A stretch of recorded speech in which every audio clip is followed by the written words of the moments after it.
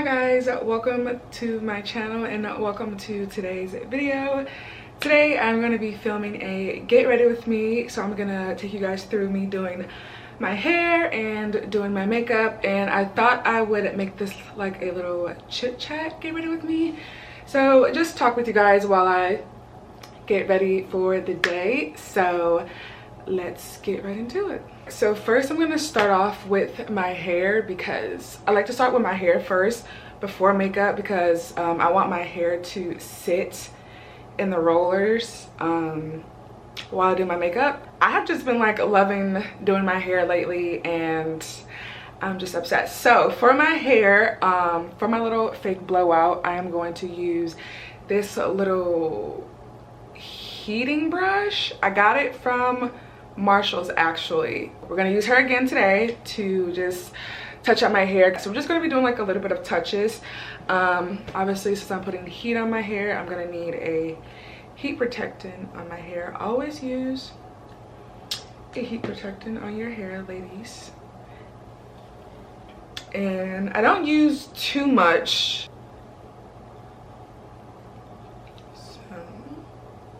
All the products that I use in this video, I'm gonna try to link everything in the description box so you guys would know what I use. So I got our little heating tool heating up. Okay, I'm gonna be looking over here because this is where my mirror is set up at, so because I don't want to trust that because I can barely see in there. So I'm just gonna take my bangs out. Also, with going shorter, I cut, like, I don't know if you would call them curtain bangs, but I think they are called curtain bangs. But I cut my bangs, which I haven't done since I was literally a child. And I think it makes my short hair look so much better. I think not having the bangs just made it look basic, and I think the short bangs definitely does give it that little extra oomph look to it. I don't even know what oomph means, but it just gives it that little extra touch to the look. So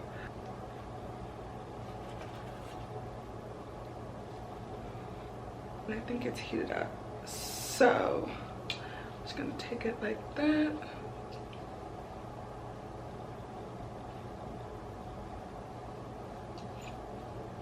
I've never spent like so much time on my hair before, like, because I've never done anything like this with my hair. Like, I've never had like hair tools for my hair. Like, I always just kept my hair pretty basic. Now that I've like found this new way of doing my hair, I've just been so obsessed. Like, I was never the type of girl who used like rollers and like got all these hair tools and, you know, cared so much about her hair. Obviously I cared about my hair, but like I've just always done the same thing to my hair since I was a child and I started getting my hair flat-ironed. I've always just done the same thing, which is like a silk press or just, you know, flat-ironing my hair straight. I've never done like any curls, or, and if I did, it was only like probably for special occasions like my birthday. This is the third time I've cut my hair short. I remember a few years ago I cut my hair because I was so obsessed. I kept seeing like this short hair look and I wanted it so bad. But if you guys know me, which you probably don't, I used to hate getting my hair cut. I used to literally cry in the bathroom or at a salon every time my mom would make me get my hair cut, and that's because I just thought I looked so ugly with short hair. And I've always thought that, you know, if you have long hair then you're beautiful, and if you have short hair then you're ugly. Like, I don't know why like my child self had that thought that having short hair was so ugly and having long hair meant that, you know, you were beautiful. But hey, that's the mind of a child. But I used to always cry every time I got my hair cut, and I used to hate having short hair. But which came to my surprise, I was so obsessed with having short hair a few years ago, and I kept seeing this short hair look and I wanted it so bad. My best friend was like, you know, don't cut your hair, get a wig and, you know, see if you like it with the wig. But I'm not like a wig person. I'm not like a clip-ins or a sew-in. Like, I've never had a sew-in a day in my life. I've never had a wig. I've never had clip-ins. I've just always worn my natural hair. And it's not because I like despise having like wearing wigs or having like clip-ins or a sew-in. It's just that I think I would look so ridiculous and like so ugly in a wig and like a sew-in. So like, I just don't trust myself. Like, I don't want to pay so much money for that when I don't think I'm gonna look right. So I just bit the bullet and was like, fuck it, I'm just gonna cut my hair. Like, at that time I was like, it's hair. My hair grows back pretty fast. Like, I cut my hair to right here back in October, and it's already right here. So my hair grows pretty fast, I would say. So I wasn't too worried about it after a while. So I cut my hair and I really loved it. I loved it at the time. I thought it was super cute, but obviously it grew out and I was just wearing it. I think I was having like braids. Like, I was just wearing braids all the time. Then I cut it again. I think in the summertime again, I cut it again in summer 2023. And then I cut it again in the fall of 2023. And that's in the fall of 2023, that's the shortest I've ever been with my hair. Like, I almost thought it was like too short, but I was like, hey, whatever. And I think it was so short that I hated it straight. So that's why I just started doing like these little blowout looks. And I've just been so obsessed ever since.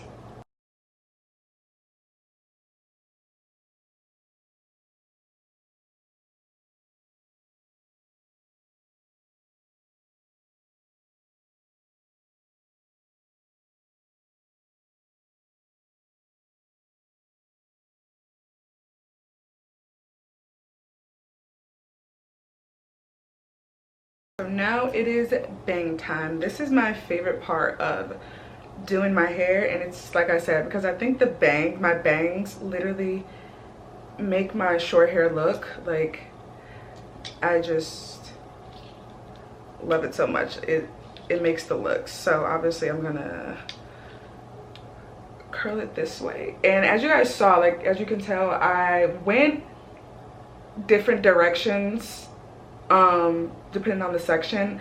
I love to go in different directions, like underhand, overhand, just because I think it makes it look more bouncy and have more volume to the look.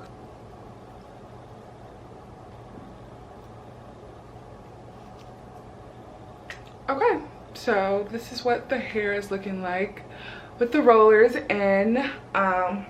We're just gonna let that sit. I typically let it sit for about 10 minutes, but I'm just gonna let it sit up until when I get done my makeup. My makeup really doesn't take that long because I don't really do that much. So let's get right into our makeup. So this is my makeup bag. It is just this Calvin Klein makeup bag, and it's been my go-to makeup bag for years. It also comes with this little pouch.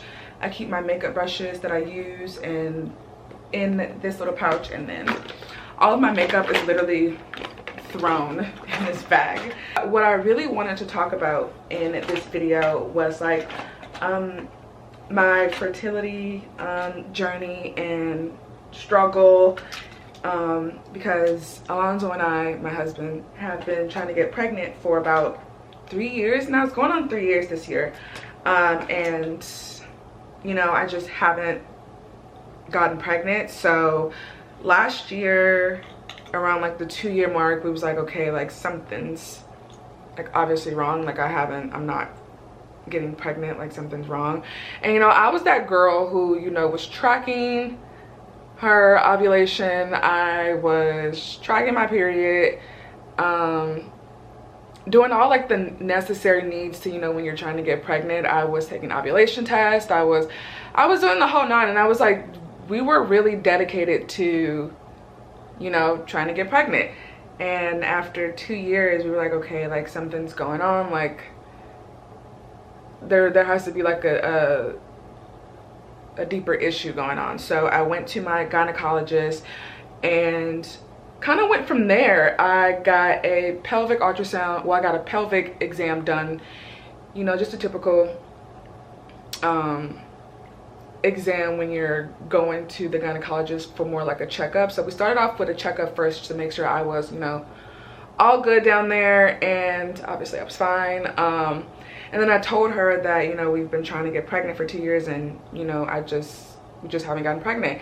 And she told me that she literally was trying for 8 years. It took her 8 years to get pregnant, and I was like, whoa, like I've only been trying for 2 years, and like she tried for 8. Like that's just, and I know some women out there have probably tried for longer, and it's just so crazy that, you know, it takes some women so long to get pregnant. And I'm just like, damn, is it gonna take me 8 years? Like I was just, when she told me that, like I felt like, so I mean, obviously I was happy for her because she eventually got pregnant, but I was like, damn, like it took her such a long time. Like I really don't want that to be me.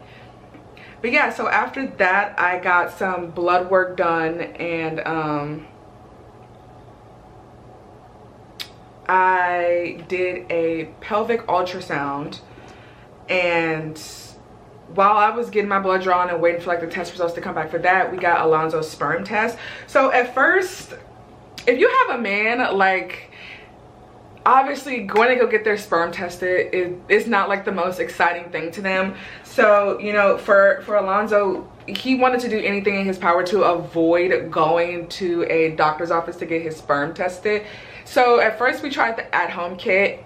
If you guys know, there is an at-home sperm kit where you can like test your husband or your boyfriend's sperm to like see what how high or low their sperm count is.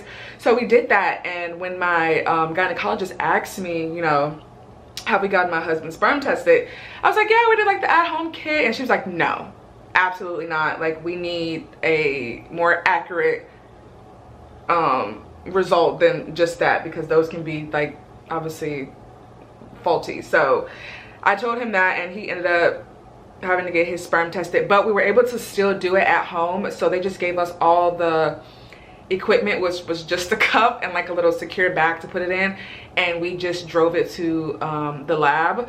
So that was nice that he was still able to take it at home, because that was the whole thing that he was worried about, was like doing the sperm test and having to go to a doctor and having to, you know, do that in the doctor's office. So thank God we were able to still do it at home. He was still in the safety of his home, the comfort of his home, and able to do that.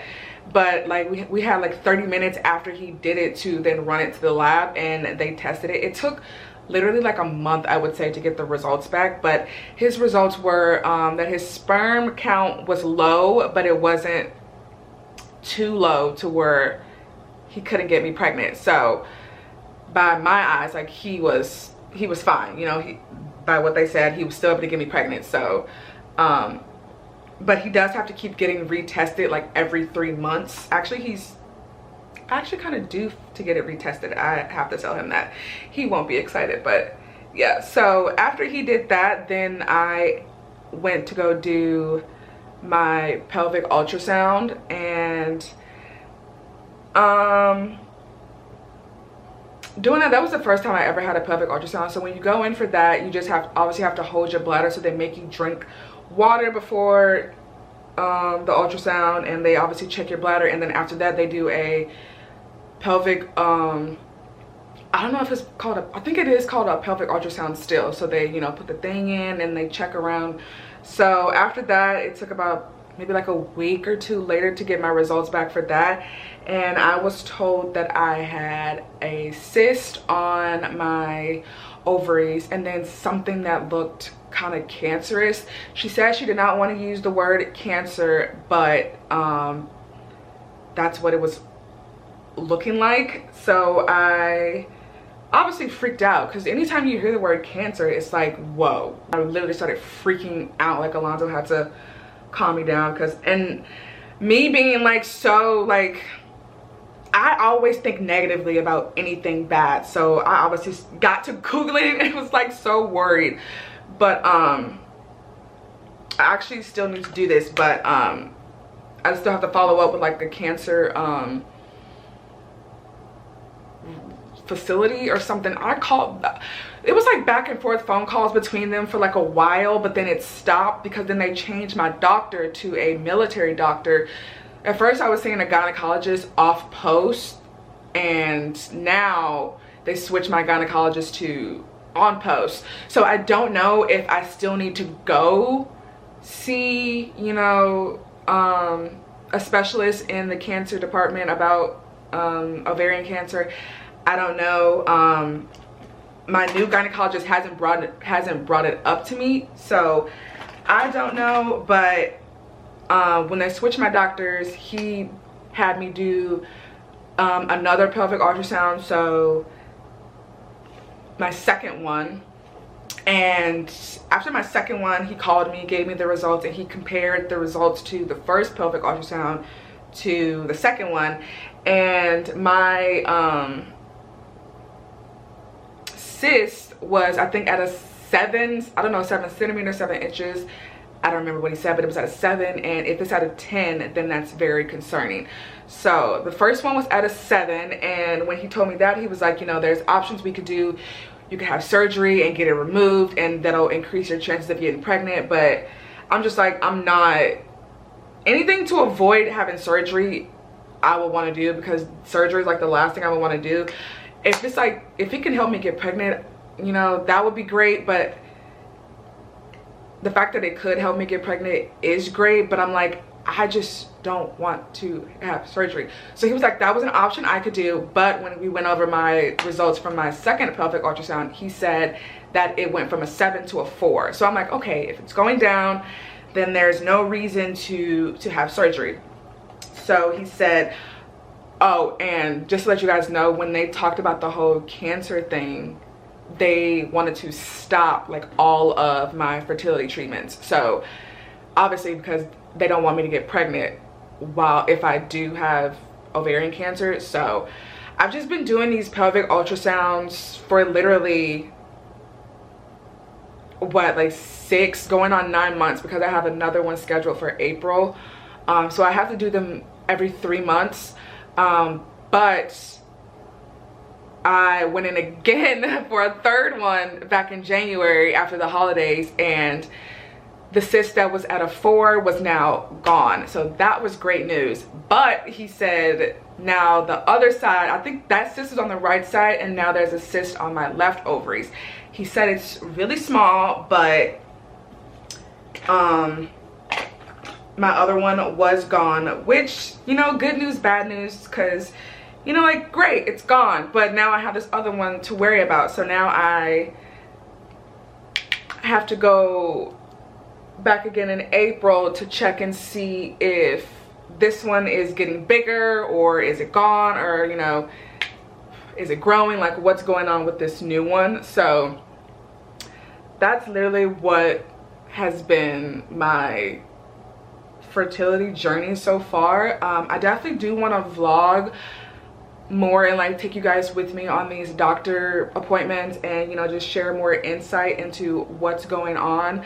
It is kind of like stressful, because in a way I feel like, yeah, I have Alonzo, but in a way I feel like I'm going through it by myself, because it's like I'm going to all these doctor's appointments by myself. You know, I don't really have anyone, I can't really have anyone to go with me, because anytime I do go to the doctor, they never let anyone back there with me. So it's like I'm just going through all of this by myself. And, you know, Alonzo, obviously he's there, he's there in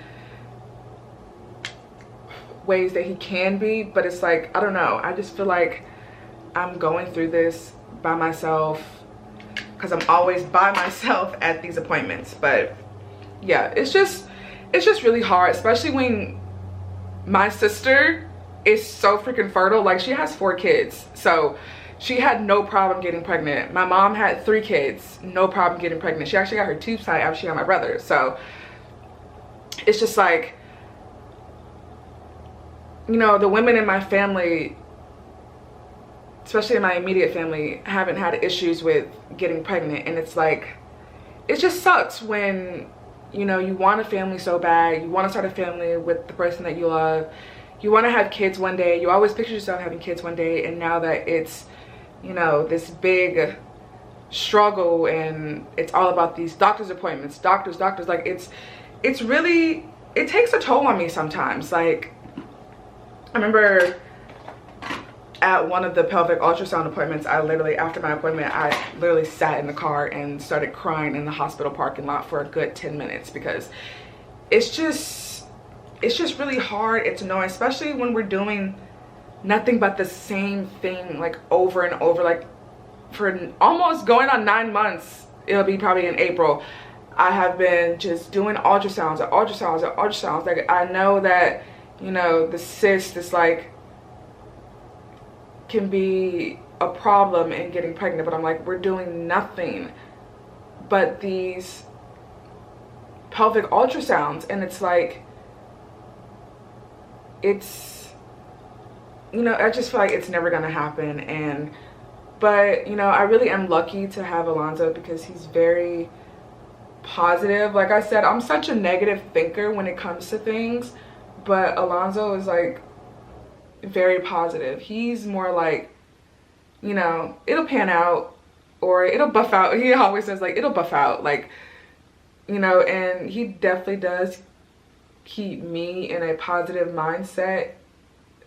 So, you know, I am really lucky to have him, but it is all just very hard and just this huge, you know, pain in the ass. But, you know, I want kids, we want to start a family, so it's just what we have to do, and this is just our journey to having a baby. And obviously when that time does come, it'll all be worth it.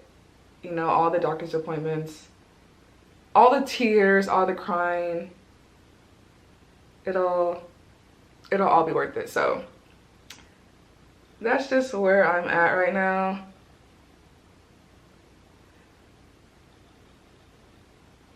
Okay, I'm gonna do my lip liner and then talk because I can't talk while trying to do it.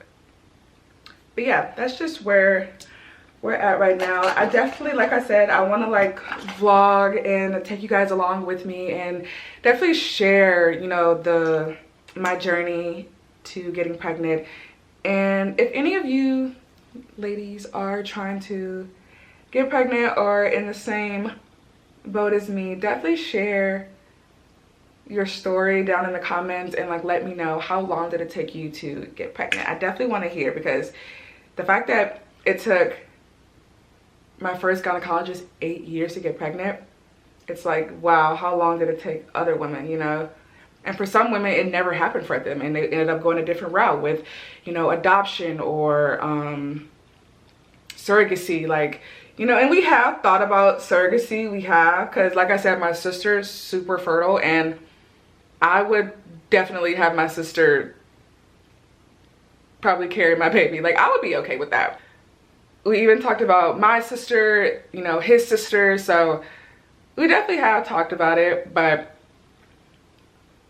you know, right now we're just, I would love to carry my own baby, so right now we're just still at the stages of me trying to conceive our child. And yeah, I want to take these rollers out, by the way, because they're probably good. But yeah, so right now we're just still in, you know, the mindset of me trying to carry our child, and that's where we're at right now. And something that I did learn is I learned so much with going to the doctor and, you know, them telling me so much stuff. I found out like there are like different types of cysts, like, which I didn't know. There are types of cysts where like women can still get pregnant. So obviously it's not the one I have, because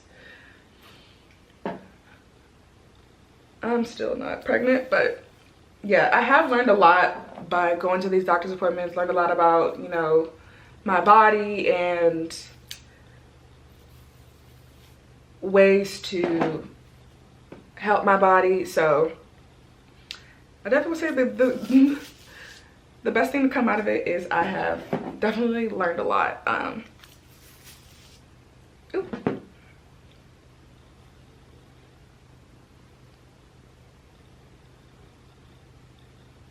All right, and this is the finished look. I am just so obsessed with like blowout looks. I swear to God, they are like my thing. I'm trying to debate whether I want to keep cutting my hair short or let my hair grow. I don't know. I'm so like back and forth with it. Like one day I'll be like, okay, I want to grow my hair out, and then the next minute I'm like, no, keep it short. Like, because I think the short hair really is my look. I definitely do think I look more mature and just more me with short hair. I'm not opposed to cutting it again because like I said, my hair grows pretty fast. But anyways, I'm rambling, but this is the look. I hope you guys enjoyed this video. If you did, make sure to give me a thumbs up and leave me a comment down below. And like I said, share your story, share your infertility story, share what you did, and you know, we could talk about it in the comments. So thank you guys so much for watching this video, and I will see you guys in my next one.